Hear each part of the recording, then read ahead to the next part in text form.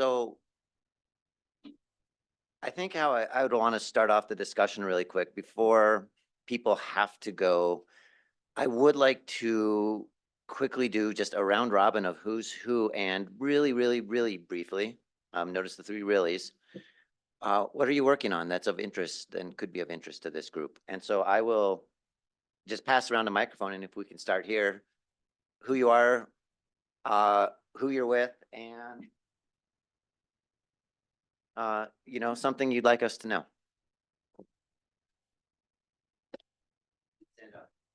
Well, thanks.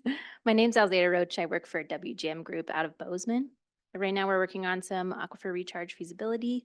We also do treatment wetlands. So we also do a lot of wetland delineation. So excited to learn today and hear from all you. Hi, I'm Sarah Howell. I'm also at WGM Group. Yeah, one of the projects that we're working on right now is one that Pat kind of brought up, the working on a treatment wetland for the town of Manhattan. So yeah. Hi, I'm Greta. I'm out of WGM as well in Missoula. Right now I have a project with Lake County, and it's on the reservation. So just some interesting permitting mitigation, meeting the requirements for both Army Corps and the tribe. Hi there, Keenan Starr. I'm the 401 certification coordinator here at DEQ. I just review a lot of 404, Core 404 permits these days, and those 318 authorizations of stream construction projects. The funnest ones I review are, honestly, it's the billionaire oligarchs, philanthropists in Montana that, they'll do miles and miles of stream restoration. Those are cool ones to check out, so. Hey there, I'm Andy Wanta with Weston Solutions here in Helena. The wetland stuff we do, I do some delineations along with like MDT projects, and we work with Sanders and Stewart a lot. Hello, I'm Keena Christensen, and that threw me off earlier. I work for WWC Engineering, and I do a lot of wetland work and environmental assessments, a lot of work with irrigation projects all over the state. So just like to hear what's going on. Oh, it shocked me. I'm Ryan Call. I work for SWCA Environmental Consultants. Primary projects are just energy, wind development, kind of big projects in eastern Montana right now. I am Keith Yeager. I work for Tetra Tech out of the Billings Intermountain office. Our wetland work is mostly in support of renewable energy projects, transmission lines, some commercial development. Hi, I'm Kelsey McLaughlin. I work for Coldwater Engineering here in Helena, and I'm doing a lot of wetland delineation and permitting, some in Montana, but mostly in Texas and Louisiana. With GM Environmental Consulting. After Pat's talk, it reminded me two projects we've worked on lately using waste water to supply wetlands. We're during the floodplain review process. That's where DNRC flagged them and kind of called us on water rights for restoration. So we had to go through that process of sort of demonstrating historic presence of geomorphic features and all that. So kind of interesting. So you already heard from me, but one of my favorite things that happens are things that I'm not even barely responsible for, but my team has got a whole series of restoration projects throughout the Gallatin and the Yellowstone that we're pretty excited about putting some of these projects in place, but also doing some follow-up monitoring. Our team is actually statewide, and there's quite a few of up to you staffers in Missoula, and one of which is Christine Brissett, and she and some of our other colleagues are doing a full-fledged literature review about the effects of process-based restoration or nature-based restoration on hydrologic conditions. So hopefully we'll get it peer reviewed. It'll be out for review soon, but just keep your ears and eyes open. I get no credit. Hi, I'm Tim Peterson. I'm the lands manager at Teller Wildlife Refuge in Corvallis, Montana. That it exists, it does. I'm just here to learn and appreciate everybody sharing and asking all kinds of questions because every one of them benefited me. Thanks. I'm Jessica Callahan with KLJ out of the Billings office, and some of the cooler projects for wetlands we've been working on are some delineations for MDT, including some that have been on the CSKT tribal reservation, and yeah. I'm Anna McCall. She needed to save some projects for me, so she didn't steal them all, but I work with Jessica in the Billings office with KLJ. Some of the projects looking forward to this year, working on some bridge replacement projects on the Blackfeet tribe. So that'll be nice and a nice getaway to drive from Billings all the way to Western Montana. Hi, Nick Sovner, also with KLJ Engineering here in Helena. Try to provide office support for these two that run all over the state doing delineations and a lot of the field work. We do a lot of permitting and delineations for city, county, some of the tribes, state, transportation infrastructure projects. We also do, we have some staff that do probably hundreds of miles of stormwater inspections for a lot of the fiber optic stuff going on. So a lot of neat projects around the state. So. Hi, everyone. I'm Linda Saul and retired from here 8 years ago. Nice to be back and just kind of cheer you all on, and good job and good work. And excited to see that the wetland program is still being effective for people as a networking and learning place. Thanks. I'm Joe Kramer Herman. I work at the Lewis and Clark Conservation District. Big things going on right now are 310 permitting. We have a erosion control project happening on the north shore of Lake Helena, and probably a 2-year-long project at the 3 Mile Reservoir. I'm Larry Urban. I'm the wetland mitigation specialist for MDT, and I want to say that the most important thing we've done this year is that we finally got our umbrella agreement finished with the Army Corps of Engineers after 15 years. So as a result of that, we are going to be building wetland mitigation banks, and we have 2 that are in the plan right now. One is in Huson on 6 Mile Creek. We're going to be restoring the stream as well as wetlands on that particular site. And then we're also going to be doing a wetland project near St. Ignatius on the Confederate Salish Kootenai to restore pothole wetlands from spring seeps that were drained and ditched for agriculture. So if anybody has any questions about our banking program, come see me. Emerald Grant, Blackfeet Tribe Wetlands Project Manager. I'm fairly new to the program. I've only been there a little over a year, so I inherited quite a bit. One of my favorite things that I'm looking forward to is renewing 4 of the major projects that the DOR started in the early 1900s for the reservation and for Montana. And again, I'm Sean Coates, City of Bozeman Utilities Director. One project I didn't talk about that the city's working on is a joint research project with MSU, Professor Otto Stein, funded jointly by DEQ and the city. And we're looking at tertiary treatment of nutrients from our water reclamation facility through wetlands process. So, and it's proven to be pretty successful actually. So we're excited about the results from that. And another element of that research project is to look at essentially primary treatment with wetlands. So that research will be coming out probably next year or 2. My name's Ryan Vosen, and I'm an environmental scientist over at Coldwater Engineering here in town. And like Kelsey was saying, we do a lot of work all over the country, not in Montana, and a little bit in Montana, but I'm relatively new, just excited to be here and learn from everybody else. So thanks, guys.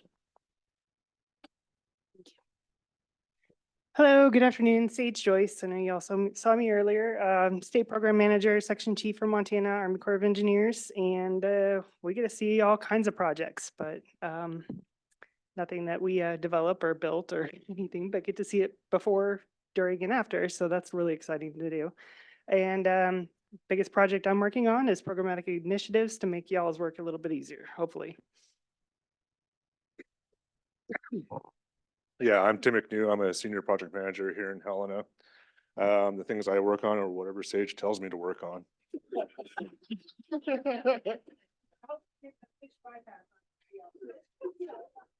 My name is Jen Bergner. I'm also a project manager with the Army Corps of Engineers. I'm located in Helena, and I also do whatever Sage tells me to do.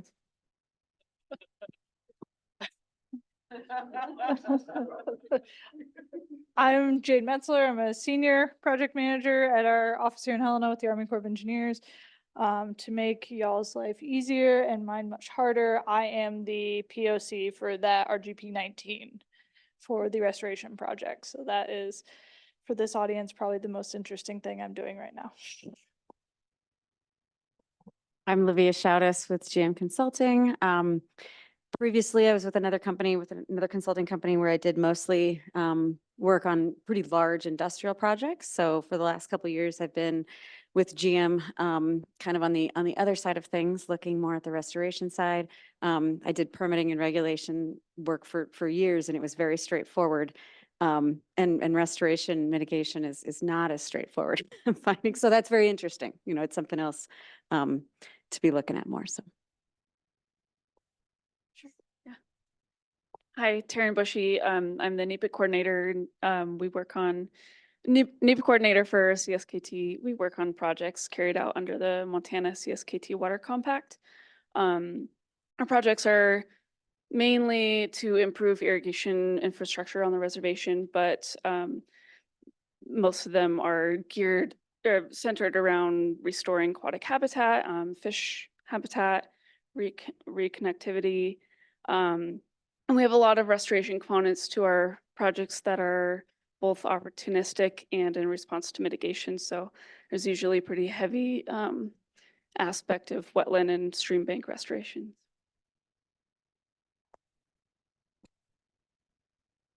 Hi, I'm Erin Burke. I work for Custer Gallatin National Forest as the riparian monitor coordinator. So I work mostly in grazing allotments across those 3 million acres. And then I get to assist in implementation on some restoration projects as well.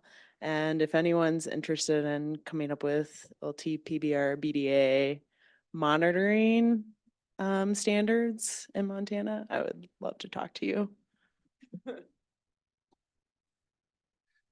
Mark Mariano with Montana Wetlands and Waterfowl. We're a small nonprofit organization. And for the past few years, we've been trying to get folks as excited as we are about wetlands and waterfowl and how important they are, how important Montanas are. And we've been doing that with with a ton of education and outreach programs, as well as fish and waterfowl habitat projects. It's great to see a lot of familiar faces. My name is Rich McEldowney. I'm with Confluence Consulting, and we work mainly throughout Montana and Wyoming. Have a few really interesting projects. One is with the Secretary Audubon that Sean talked about, and the mitigation bank there in Bozeman we're hopeful for. It's an urban situation, so we're a lot of things to overcome. We also are excited to continue to help MDT with the monitoring of their mitigation reserves throughout the state. Currently, we're monitoring 9. So it takes up a good part of our summer. My name is Bryce Maxwell. I'm the program coordinator at the Montana Natural Heritage Program. And a few things that I want to share with you that would be relevant to this audience is there is a new irrigated lands layer that DNRC has put together. That was David Ketchum at DNRC. That is now on the GIS data list. We're going to work on inserting that into the MapViewer web application as one of the data layers you can turn on there. But it shows pivot irrigation, lands that are irrigated by pivot irrigation, lands that are irrigated with sprinklers, and lands that are flood irrigated. It doesn't, Pat, with you and I had a conversation years ago about putting all of the irrigation lines together for the state. And it was just way too expensive to tackle. Still doesn't have that, but I think it'll be useful for everything we talked about today. So I wanted to highlight that. It's already up on the GIS data list and we'll get it up on map here soon. Also, we will be working on a beaver dashboard with Tori Ritter and others at Fish, Wildlife and Parks that we hope to have out by the end of the calendar year that takes the BRAT tool and does some pre-summarization of it and helps guide sort of landscape opportunities for beaver restoration a little bit more granularly, or not granularly, but coarsely, I guess, in order to highlight restoration opportunities. So look for that to come. We're working really heavily with Fish, Wildlife and Parks right now on the State Wildlife Action Plan update, which will be out in 2025. One big focus on that is a little more focus on habitats than has been in the past. And we all agreed that every wetland and riparian habitat is going to be a focus within SWAP. Over the last few years, we've modeled all predicted habitat suitability for all vertebrate species. Those model outputs are now directly available in Map Viewer under the general observations task. So you can see that everybody can see that. You don't have to be in agency level access to see those model outputs in the general observation task. We're also stacking up those individual models into overall biodiversity layers, and that has proved to be really popular with for land use planning. And they really highlight the value of wetland and riparian areas. That's where our biodiversity is. So I wanted to mention that to you guys. We have a task in Map Viewer that's called our Habitat Suitability for Biodiversity task, where you can see those biodiversity layers. And then we're also very pleasantly surprised, but I think it's just going to continue to flow into those local land use plans that cities are developing and counties are developing under the SB 382 Land Use Planning Act. Finally, I wanted to say we used to just take our environmental summary reports and just say, here you go, figure it out. And now we've developed videos to say, here's our suggestions on how you use those environmental summary reports. And we're also following up with individual agencies and organizations on how we can improve their workflows. And I think what we've seen with the first 3 or 4 organizations that we worked with is it's saving them a ton of time. And it's also making sure that they're using it more appropriately. And so if we can help with anything, I've made notes based on Eric Seaver's presentation and Sage's presentation today to get together and build some of how we might guide people better on the permitting with anything to do with wetlands and put that right into our environmental summary report contact page. So I'll be reaching out. I don't know who the DNRC contact is, though. I'd like to hear from you on that, who we want to loop in. Anyway. Thank you. Thanks for your work too, because it's so helpful. I'm Sue Wall and with Herrera Environmental. We now are working with a road project on 2 Medicine Road. So Blackfeet and then the park. And so all the different requirements, mitigation, and what is considered under their purview or not is different for each of those entities. So it's an interesting process. Hi, I'm Alan Zackheim. I'm a fairly new hire over in the Land and Water Program with Fish, Wildlife and Parks. I'm the in-house attorney there and here to kind of learn. We have projects all over. Yeah, it's great. Thanks for everybody. Hi all, Amy Seaman here with Montana Watershed Coordination Council. It's good to see a lot of you. Again, there's a lot of you in the room to thank for supporting us. So we're here to try to connect you all with a bunch of watershed groups around the state. We usually say it's about 60 that we work with, try to get them connected and supported and inspired. So try to find them funding, try to get events and opportunities to connect each other, and then send out regular communications so that we can share all the good work and projects that are happening out on the ground. So I've been in my new role about 6.5 months, and we have had a lot going on. We just had our annual meeting last week. We have a fundraising workshop coming up in mid-April, primarily for managers and small fundraising, small nonprofits. We're a small nonprofit now, I should mention that. We used to not always be, but celebrating that. And then in September, hopefully, a lot of you will be interested that we're going to host another watershed tour. We'll hopefully be in our September habits of alternating a watershed tour with a symposium. So we'll be in the Sun River watershed this year and probably bug you all about coming to visit. So it's nice to meet you and say hi, and thanks for reconvening this. This is a great meeting to be with.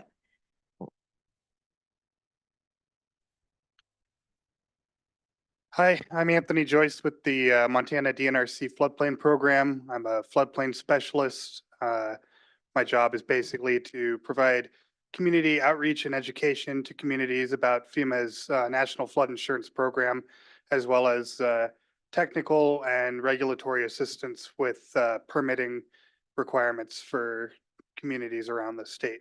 So I think our big project that we're pushing to get done this year is helping the communities that were affected by the 2022 flooding finish up their permitting stuff. So, yeah.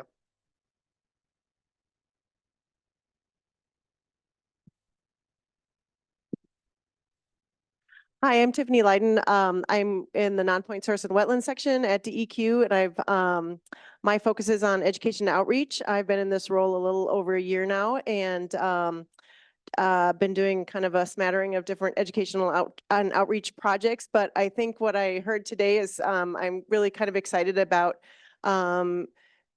leaning in and helping sort of communicate. I heard some things about better communication about some of the regulatory requirements, some of the voluntary opportunities, and really some of the great work that's happening around the state. And then I guess also with Wetland Council, hopefully having a place where some of the great work that's being done can be housed and accessed, and really stepping up the accessibility of some of this for our wetland community to be able to utilize and have a space for. So more to come on that.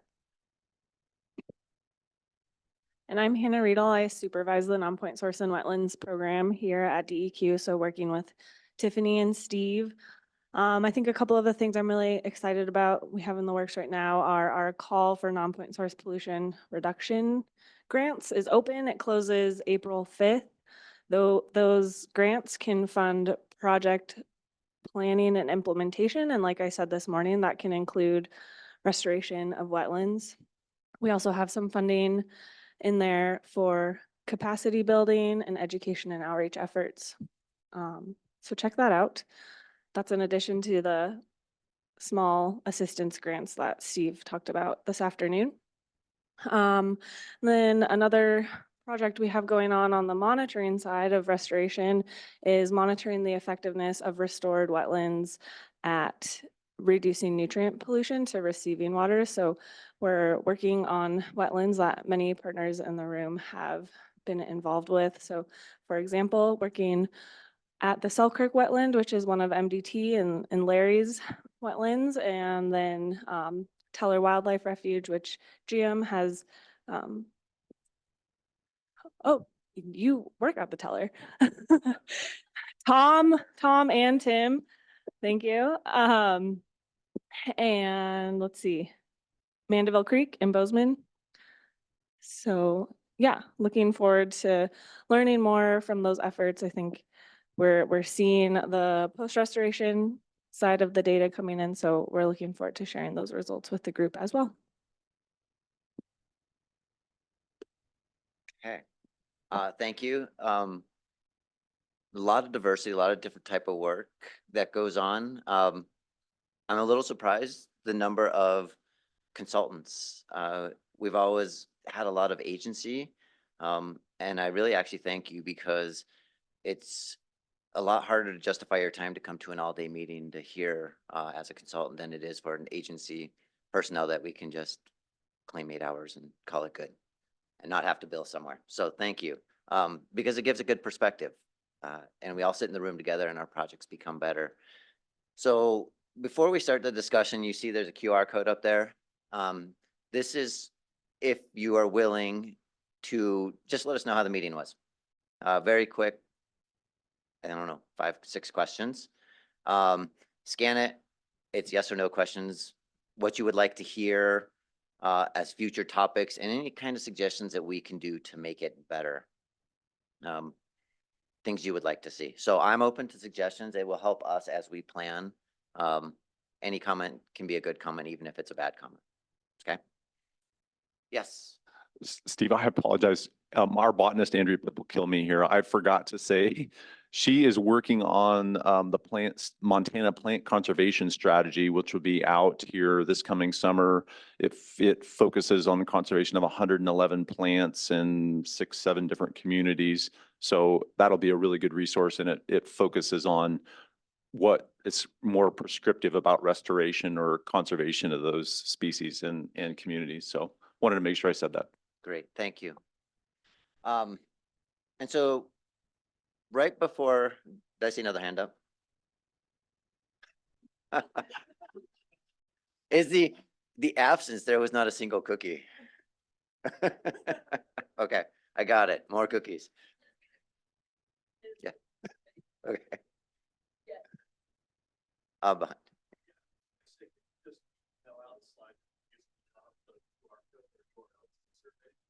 Yes, I will do that as well. I just put it up now so people could if they wanted to. But briefly, I'm gonna change this really quick.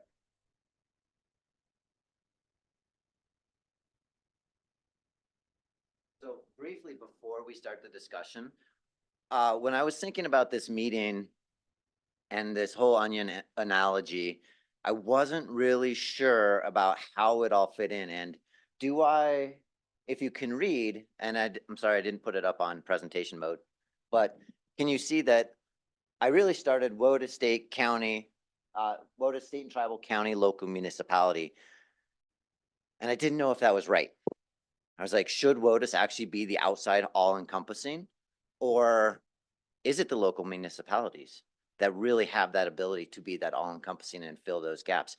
And I think one thing I really learned today from listening to John with Whitefish and Sean with Bozeman is that it's the local municipalities that have the creativity, they have the authority, they have that ability to step in and do that protection. Probably at a much easier ability than we at the state have right now.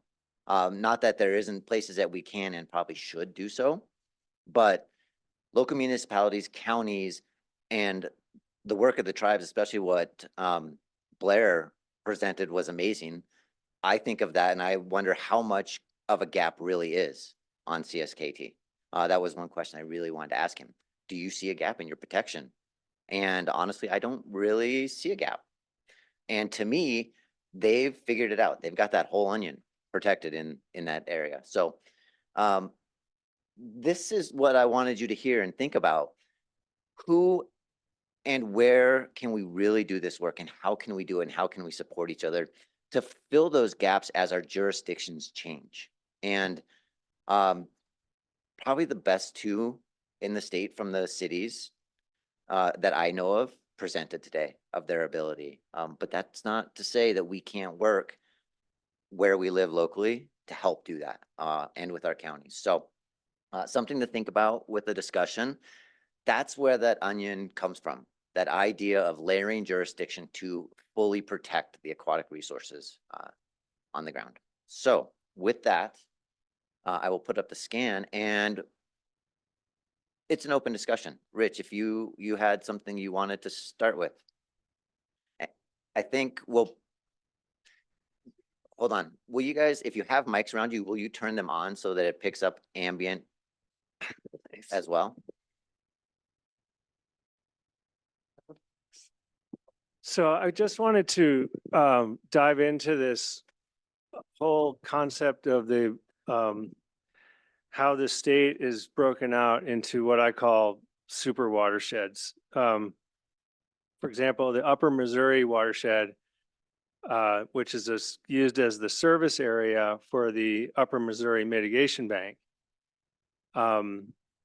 is 6 or 7 8-digit hydrologic unit codes. So it's massive. And I think I'm going to go out on a limb here, but I think that, you know, in the 2008 mitigation rule, the idea was when they said watershed, they meant the 8-digit hydrologic unit code. But we're in Montana using, for example, and again, I'm just using the upper Missouri, but it applies to across the whole state. These massive, massive watersheds. And well, it's a very important topic for us because we're in a massive state geographically. And so the first question to me is that for those in the room that were involved in the development of those super watersheds, can you provide the rest of us some of that history as to how they were developed and what the reasoning was? So I'm good. I got one. Okay, perfect. So, we developed the watersheds with the understanding that at that particular time, there was no mitigation banking available. And if we were to do mitigation under the 8-digit HUC codes, you could have potentially, for my agency, you could have a 30-mile project reconstruction on, say, Highway 200, and we would hit 4 8-digit HUC codes. And for us to do mitigation within those HUC codes would have been not very cost effective. So they decided to do it on a larger scale because it made more sense to build one particular restoration project rather than 4 little ones that may not have succeeded. And so that was the purpose of doing that. MDT, when we started doing this, looked at it from a perspective of if we had a large watershed, such as the upper Missouri, we tried to develop mitigation banks within the Big Hole drainage, the Beaverhead, the Madison, and the Gallatin, so that we had mitigation banks within that particular watershed instead of just one within. And we've stuck to that. We have multiple mitigation banks within watersheds because, like, the Milk River Basin extends from Glacier National Park all the way to Glasgow. And to mitigate within those areas, there's not a lot of opportunities to do that. For years, we tried to get involved with all the different agencies and partners to try and identify potential mitigation sites so that we didn't have to go out and search for them, but to do things on the ground that would be beneficial to the watersheds. And Linda can probably add more to this too, is that we spent a lot of time discussing this. Because did we want to build like a 1-acre wetland? Or do we want to build something that was a better ecosystem type on the landscape? And that's why we went to the larger watersheds. Have you had complaints from anyone on the bill? Damage is done there, the mitigation's done, see on the Beaverhead? No, because we have mitigation sites within the Milk River. We have 3 mitigation banks that are spread out from Glacier National Park all the way to Glasgow. So.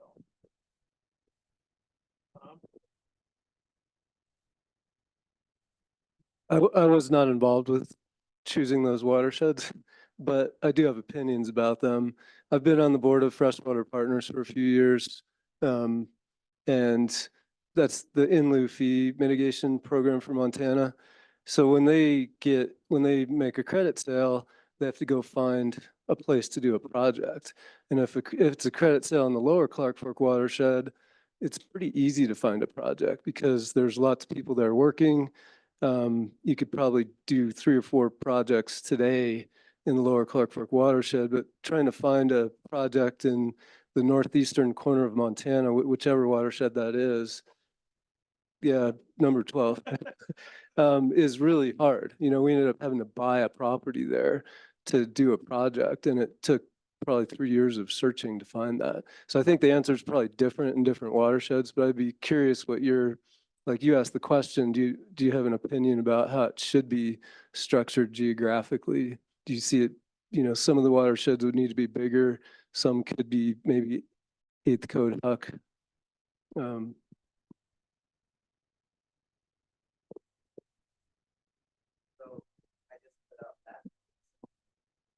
Not the greatest picture, but that's from MDT's site of the service areas with their wetland reserves.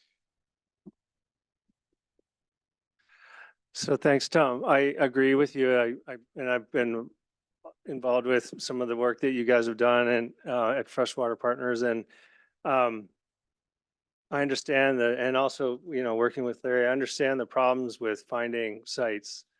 And so I think, and also I understand that, you know, one site that where impacts are consolidated, it's easier to administer and monitor and ensure that the mitigation is actually happening. So there's a lot of things on that side. I guess what's happened as we've, you know, these sites were set up in, I believe, in the 90s, and these watersheds, and then and MDT has used them, you know, since that time. And then we had the mitigation banking, commercial mitigation banking move into the state. And because of the precedent that was set, I believe that, and I don't mean to ask Sage, this is actually a question, Sage. So, but I believe that because of the precedent that was set in the 90s from working with MDT to create these mitigation service areas, that the mitigation banking outfit here, Eco Asset, they were able to successfully argue that we should be able to use the same service areas. And so, you know, the debate that you heard about in Bozeman is, well, our impacts are happening in the Gallatin watershed, and we're losing those services and those functions by exporting those to by and large, to Twin Bridges, where the commercial bank is, because of the in lieu fee program is not viable in our area because of the high cost of land. It just is really problematic. So anyway, I guess you know, from an ecological perspective, to answer your question, I think that we need to be doing the mitigation on a much smaller scale, like maybe 10 or 12 digit Huck would be most preferable. Now, the reality of being able to do that is it's not a reality. But here's the question that I have, though, that I'd like to pose is, so as Montana evolves and as we have more development, not just in Bozeman and Whitefish and Missoula and Billings, there is going to be more of this kind of movement to create more mitigation banks that maybe are more local. And is that precedent that is set by these mitigation service areas, these super watersheds, is that something that we are able to modify, or are we stuck with these? Because I think, as you know, if we had 30 million people in Montana, it would be a much bigger concern than it is right now. Take that.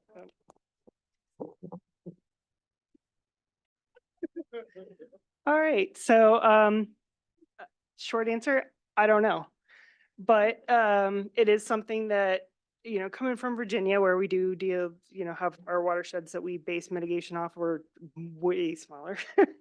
And getting out here, I was kind of just, flabbergasted about how big the areas were for providing these banks. But I can tell you now, as we are growing, as development is happening, we are getting additional mitigation banks coming in, proposals. I think we just got 2 more this past month. As development happens, the desire for mitigation credits increases, more banks will come in. And whether or not, next week, next year, we scale these watersheds down, or it just becomes that there are more available banks and we look at your impacts here, next bank over. You're not going to be able to jump 4 banks over. It's going to be the closest. It's going to be the nearest on the watershed. That's where we're going to look. If you're in the Beaverhead watershed, you're going to go to the bank that's on the Beavershed. That'll be or Beaverhead. That'll be the first, kind of look. Are those credits available? Are they appropriate? And then moving out. I propose the idea of scaling down these mitigation service areas, and was not well received by anybody present. And so I think it will be, if it is a change that happens, it's going to take some effort. And as of today, right now, sitting here, I don't know exactly how that looks and how that would work, but what we're doing is not in keeping with the rest of the country. So a lot of what Tom said about freshwater partners and their availability of finding mitigation sites, and population. If we start bringing these down to a much smaller scale, it'll be harder for folks to find mitigation credits, or or for the bankers to be able to provide for a wider scope of projects. They invest millions of dollars into setting these sites up in the beginning, and want to be able to see those credits to be sold. And if they are only able to sell for a very small area, that reduces their opportunity. And so then that could potentially drive us in the wrong direction, where we don't have additional bankers coming in to the area, and with the desire to create new mitigation banks won't be there. And so, I think, not many mitigation bankers want to set up in Glasgow and, only service that area. there has been conversations around this with the thought of not looking at cutting up every single service area, but looking at what are those areas in the state that are rapidly developing, where we are losing those functions of wetlands in urban areas. Bozeman's a good example, and they're kind of as a pilot project with the talk of looking, can we cut donuts around them? Can we look in these rapidly urbanizing areas where we're seeing the greatest impacts, and create smaller watersheds where development from those areas have to be done locally, but then leaving for the large areas for these more rural projects where it is really hard. You don't want to have to do 30 miles of mitigation work across 8 different watersheds that are at half an acre. And so that conversation is being bandied around by other people, and it's conversations we should be having. It's a great thought, and I'm not going to disagree with trying to restore the functions and values within the particular watersheds, but based upon the fact of what I was doing, trying to find mitigation sites in developing areas like the Bitterroot Valley or up around Flathead, back in the early 90s, where land values were significantly greater than elsewhere around the state, where you were paying $5,000 an acre to buy a piece of property to develop. And now you're talking about trying to put mitigation into a rapidly developing area like the Gallatin Valley, where land values are $45,000 a half acre, or close to $900,000 for an acre. We're talking you gotta look at the cost benefits of that analysis. So trying to find land in the Bitterroot right now is not gonna happen. Finding land in the Gallatin Valley is a wish. That's one of the issues, and that's why I wanted to bring up the topic about preserving existing wetlands on the landscape and having people buy them so that they can mitigate future losses. Because that's why we have our mitigation sites spread out. Because we were looking at cost effectiveness of doing mitigation on the landscape. And we've struggled for 30 years to find sites.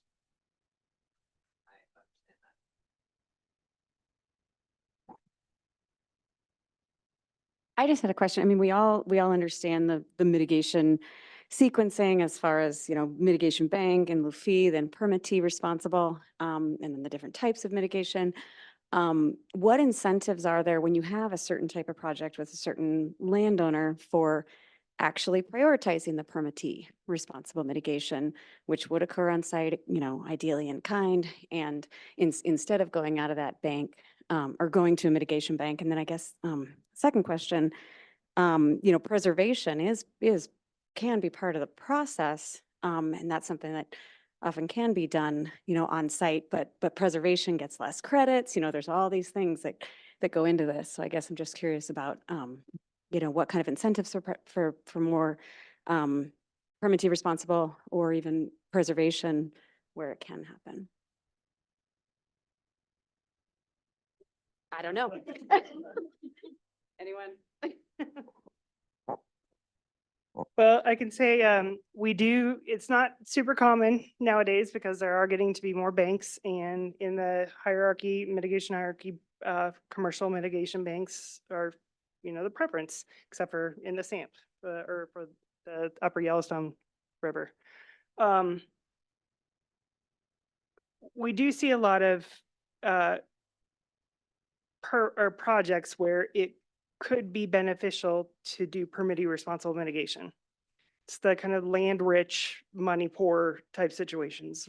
Large ranches, they have huge chunks of land. They have enormous, just long linear or long stretches of river that fall within their properties. The problem that we encounter and why it ends up, the permittee responsible becomes so difficult is that there is a lot that goes into it. The 12 mitigation components, meeting them, coming up with laying out the plan, laying out how it's going to be preserved, how it's going to be maintained in perpetuity, how it's going to be, whatever you end up doing, whether it's fencing off, creating buffers, preservation. We all have one that we're working through where they're talking about preserving a fen. That is a fabulous example. Fens are super important resources that are hard. You can't really create them, or restoring them. I mean, maybe enhancing them, but preservation is a great option if a fen is what's involved, or if they have one on their property that they can preserve. The problem that we've had is in the past when we've opted toward, or prior to the mitigation rule in the first couple of years, we did a lot of permittee responsible mitigation on sites like within developments. Bozeman's a great example. There are so many acres of wetlands in Bozeman that we don't know are actually mitigation sites because the documentation was never provided. They were not properly preserved. They were not properly recorded. It's just bad documentation on them. It's hard for us to follow up on them if there's not a great plan, if there's not good monitoring.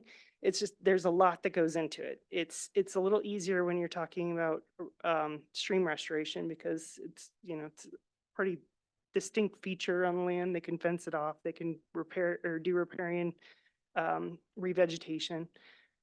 Wetlands are a little more difficult, and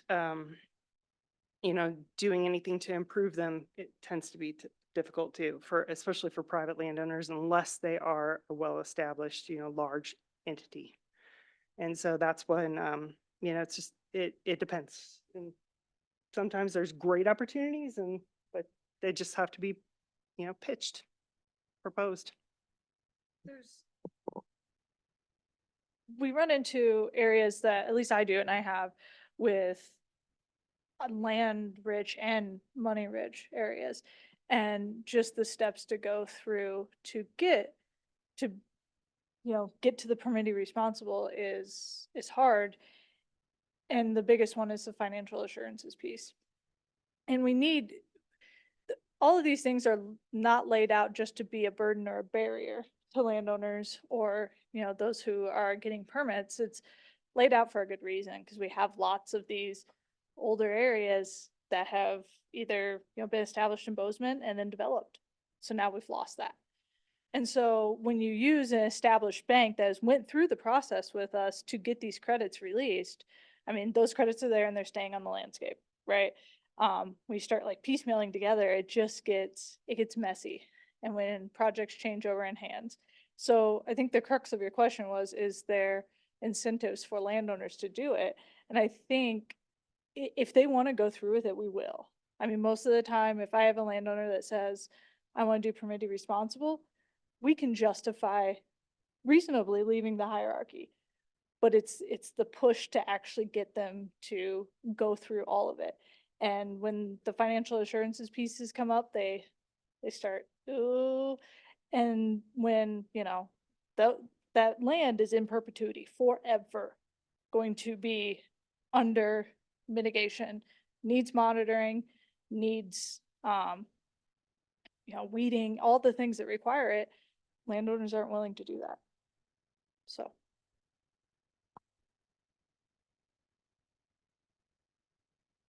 So I think it's a very good topic and something we should continue. I think what I would like to not hear is a can't. We can't, and go close-minded, because things change. Things are always changing, and it might not be the most feasible thing to do now. That doesn't mean we shouldn't. And that doesn't mean in the future there's not some kind of opportunity or someone who is actually really willing to take that on, because that's a lot of times what it will take. It will take a champion. It will take someone like Bozeman and the Sacagawea to do it and show that it's feasible. And then it will happen elsewhere.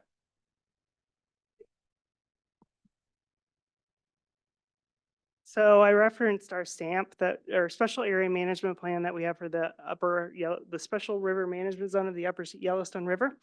And that is the one place in the state where we do deviate from the hierarchy, because it was determined that the upper Yellowstone River and that area, mitigation should happen there first, and then justified to move out. And as you move out, outside the special area, special river zone to, outside in the county to outside into other counties and other watersheds, the mitigation does go up too. And so if you can't determine a good permittee responsible mitigation for a project in the upper Yellowstone River and have to go to the nearest bank, it's a ×4. Your ratio goes up ×4. And so basically, long story short, a special area management plan is one mechanism that can be used to deviate from the hierarchy. Now, granted, as I showed on my screen there, they're not super easy. I don't know how long it took them to get to that one. That one had quite a bit of controversy also involved in it, but it's doable. That is a mechanism that can be used to drive down.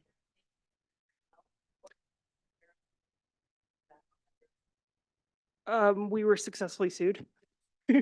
And yeah, no, not the way to go about it. But no, that was kind of and there was the governor assigned a task force, and there was a Upper Yellowstone, the task force, they did a cumulative effects analysis. I mean, there's decades worth of work that went into all of that, not just the SAMP, but multiple efforts. And Linda and Pat and maybe Larry probably have a good historic perspective, because I know that they were all somewhat involved in that process. Well, I just want to speak to the can, because there's, going back 20 25 years when we set this up, that was the picture was very different than it is now. And it's very possible to move towards a hybrid type of system where those areas that we've talked about that are developing quicker and that have more need to have the restoration or the work done locally, we could sure think about it. But what we need is to really be thinking about the cans and the opportunities and what those creative solutions like the special area management plan. So yeah, I just want to encourage you all to think big, think outside of the box, and think that things can change and should change possibly.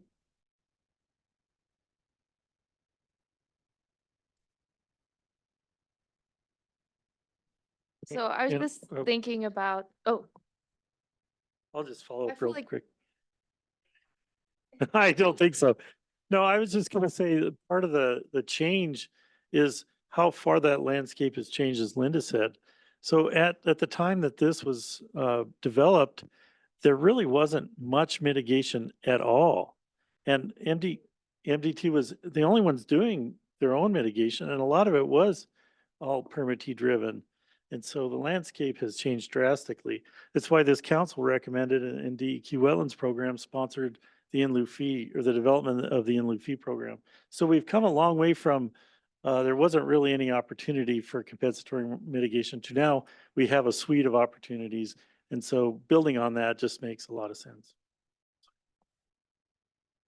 well, and I've just been sitting here thinking about, especially after what Larry was saying, and just thinking about like big tracts of land that, you know, farmers or are places where there could be potential mitigation banks. And we talk a lot in my family about conservation easements, and especially like down south of town near Townsend, like the Missouri River down there, they've just put a bunch of that into conservation easement, and something like that would be really interesting to see how you could offer up mitigation banking as an option on, I don't know if they already do it, but to put that in as something, an opportunity for additional conservation or work that farmers that their ranching or ag is going down in those areas, and maybe something else that these big landowners might be interested in doing, where you can't afford to buy the property from them, but maybe. Well, we do conservation easements with private landowners and what have been. We've had problems once they transfer ownership. That's what I was wondering is, because And- even with conservation But easements, the you have other- problems. And that's why we purchase the properties, because then we don't have to deal with that transfer of ownership. On one site, we've had 6 landowners, and each one has their own different nuances, and the new one now doesn't want to have anything to do with the conservation easement. He just wants to be able to use the land however he feels fit. Right. Even though it's a core wetland mitigation area and protected by a perpetual conservation easement. Well, and hopefully that's anecdotal. But the other issue that we run into is that we have to provide a no net loss of wetlands. And that's between Executive Order 11990 and the core requirements. Preservation doesn't necessarily replace the wetlands we're losing. It's just protecting wetlands that are already on the landscape. We're protecting them from maybe future development, maybe from, but it's a start to protect those important fens or forested wetlands from the future. It's trying to find properties where we can actually restore wetlands that have been ditched and drained. I always tell landowners when I met with them, I want you to think of your favorite wetland where you hunt ducks. And then this is what we're looking for. The total opposite of that. And it worked in a lot of cases with a lot of the sites that we've developed. But it got harder and harder to do because landowners, one, didn't want to put a conservation easement on their land in perpetuity. They didn't want to change of use for their water rights for the wetland because they wanted to continue to irrigate. So those things start adding up in costs. And it's much, when you start talking about, I can show you costs over 30 years of developing wetlands. The smaller the site, the more expensive it is. Although today, the costs have really gone through the roof. So it's a balancing act. And for the bankers are gonna develop mitigation where they're gonna make the most money. And that's why the banking rules allow them to have service areas that extend outside the service areas. So like the mitigation bank in the Blackfoot, it's in the upper Clark Fork Basin, but it's also allowed to mitigate in the lower Clark Fork. So Larry, new mitigation bank from bankers coming on.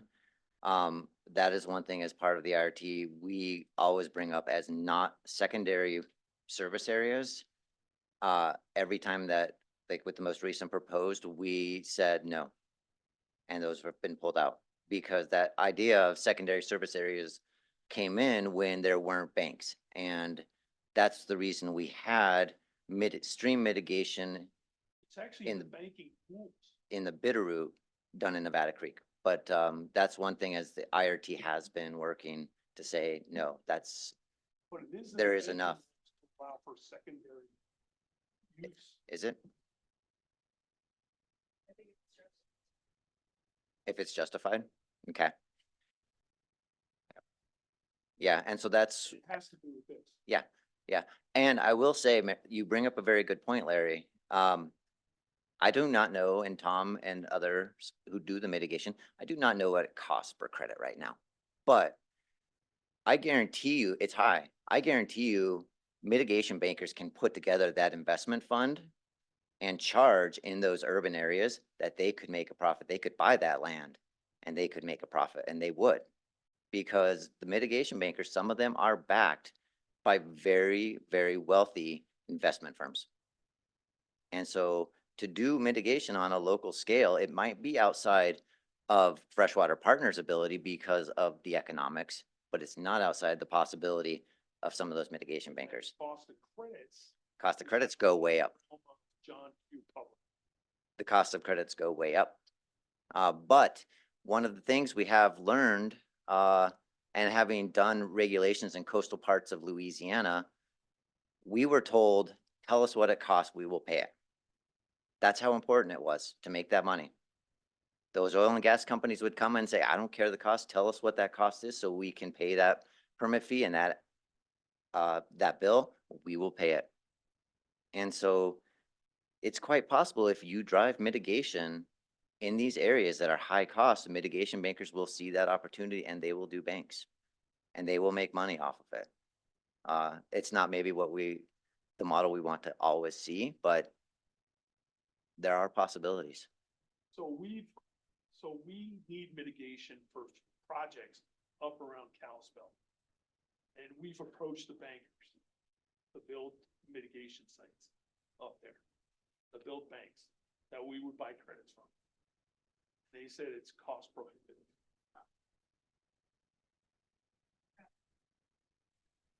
I know the one. And I know Freshwater Partners has had trouble finding sites in the Flathead as well. So, yes. Like a personal question, does, the cost of like mitigating an acre wetland in Gallatin or Flathead County cost the same as like an acre wetlands in Hill or Liberty County? Or is that up to the banker themselves, like the price? Can I give that to you, Tom? As board of who would be selling credits?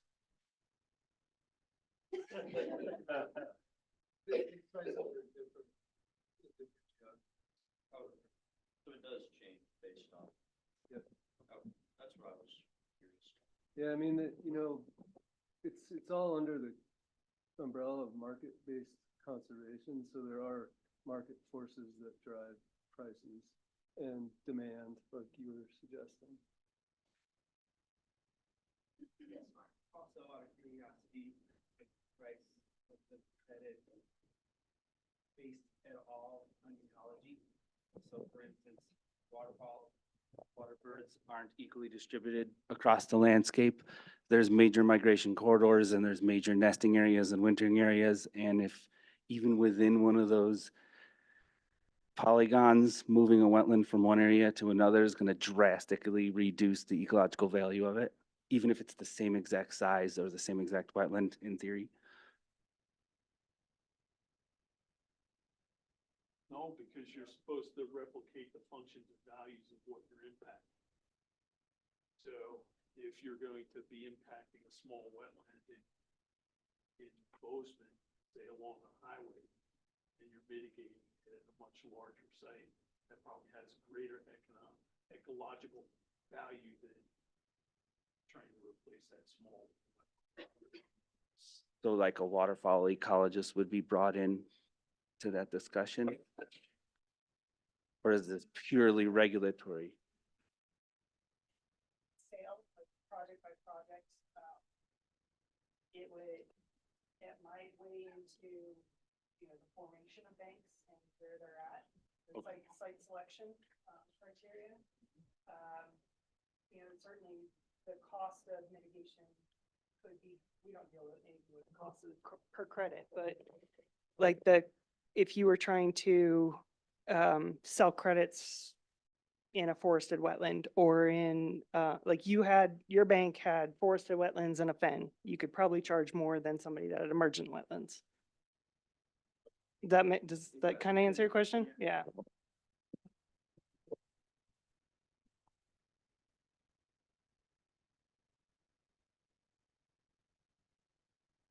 Are there any other questions or topics people would like to bring up? Larry? Training.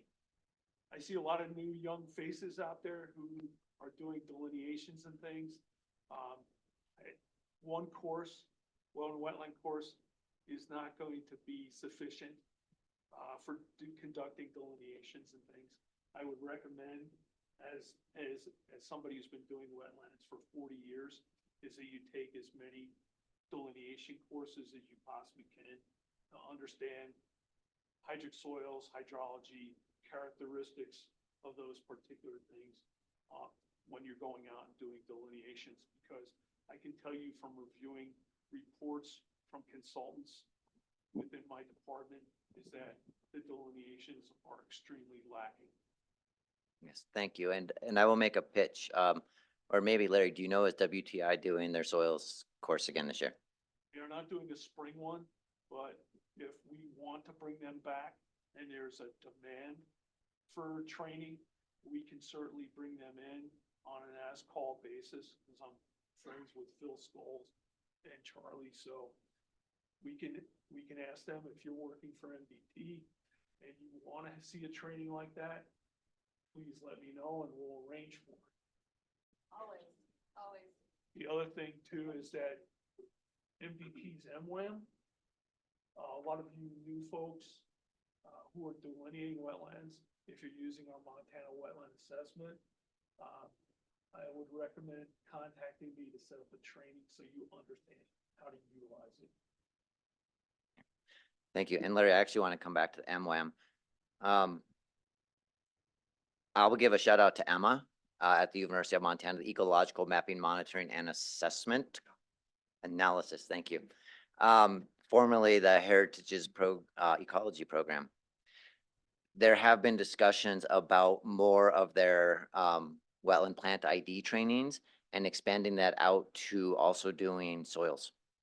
And like they have with their plans of doing multiple trainings across the state to do something similar soils wise to increase the capacity of professionals. And I think for the most part, those were free trainings, and the council has helped sponsor, and I know that they have approached us already about funding to develop hydric soil ones that people can do.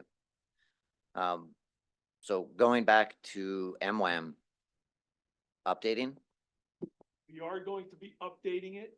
So if any of you have used it over the years, it's about due for modifications. if you have any suggestions or anything, I am starting that process this week. It's gonna be something I'm going to finish before I retire. So, And we got a couple years in. What's that? May 28th, 2025. I was gonna ask him to tell us the number of seconds, because I'm sure he might have it. What's that? That's the plan. Yes. Have it ready to go for next field season. All right, thank you. Any others before we say our goodbyes? Yes, Amy. Why is that? But I guess just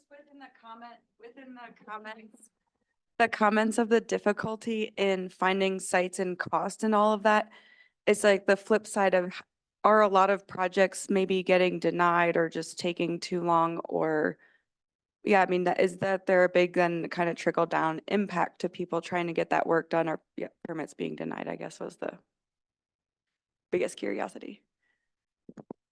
Short answer, yes. We've unfortunately seen projects become, basically get canceled and because the cost of mitigation doubled the project, or just finding mitigation credits where it was not possible, or permitting responsible mitigation, developing the mitigation plan became too onerous to actually go through with the project. And so that's something that I've asked up through my chain, is maybe a template, just a basic mom and pop bare bones stepwise mitigation plan, or some just template monitoring for small wetland projects. And so that's something that again, I'm asking, I'm not quite getting yet, but I keep asking. So, but yes, it is happening. Great, thank you. Well, thank you actually all for sticking around. The end of the afternoon is always tough, and please fill out the survey when you get a chance. I will email it out, because we want to actually start working with Emma to plan a second, if we're going to do a second this year. So topics are always welcome. So thank you, and drive safe going home.